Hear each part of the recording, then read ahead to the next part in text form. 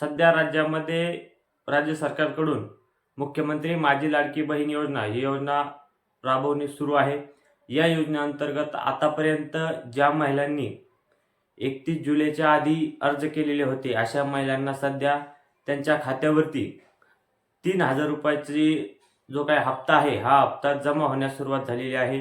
14 August पासून या पात्र महिलांच्या खात्यावरती ही रक्कम जमा होत आहे।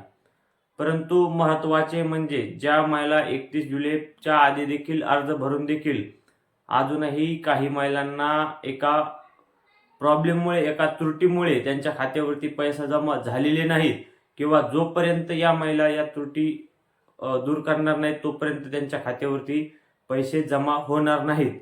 यासाठी तुम्हाला एक महत्त्वाचे काम करावे लागणार आहे।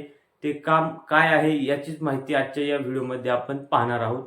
तर नमस्कार, मी संदीप चौधरी आमच्या मराठी कृषी संपदा या यूट्यूब चॅनलमध्ये आपले हार्दिक स्वागत करतो।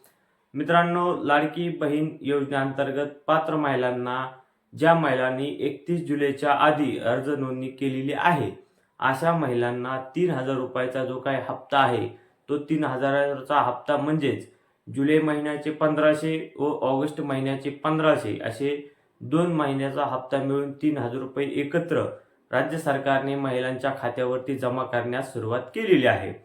परंतु अजूनही ज्या महिलांनी 31 जुलैपासून अर्ज करून देखील बऱ्याच साऱ्या महिला अशा आहेत की त्यांच्या खात्यावरती ही रक्कम जमा झालेली नाही व अजूनही 17 तारीख म्हणजेच आजच्या तारखेपर्यंत या हप्त्याची रक्कम महिलांच्या खात्यावरती जमा होऊ शकते।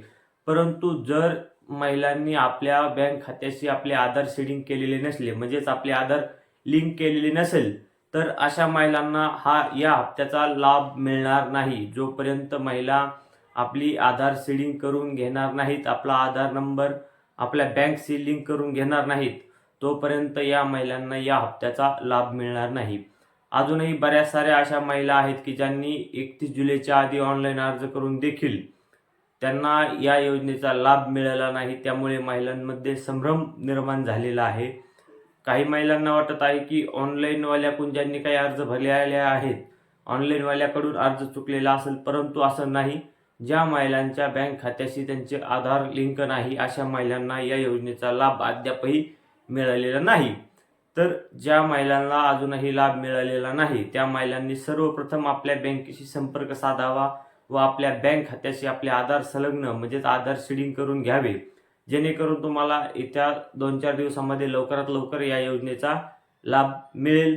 व जर तुम्हाला बँकला आधार कार्ड लिंक करणे सोपे जात नसेल तर सर्वात सोपा पर्याय म्हणजे तुम्ही तुमच्या गावातल्या पोस्ट ऑफिसमध्ये जाऊन किंवा तालुक्याच्या पोस्ट ऑफिसमध्ये जाऊन पोस्ट पेमेंट बँकचे नवीन खाते ओपन करून घेऊ शकता, जेणेकरून त्या खात्याला तुमचे ऑलरेडी आधार लिंक होते। त्यामुळे तुमचा जो काय हप्ता आहे येणारा तो तुमच्या त्या बँकमध्ये जमा होईल।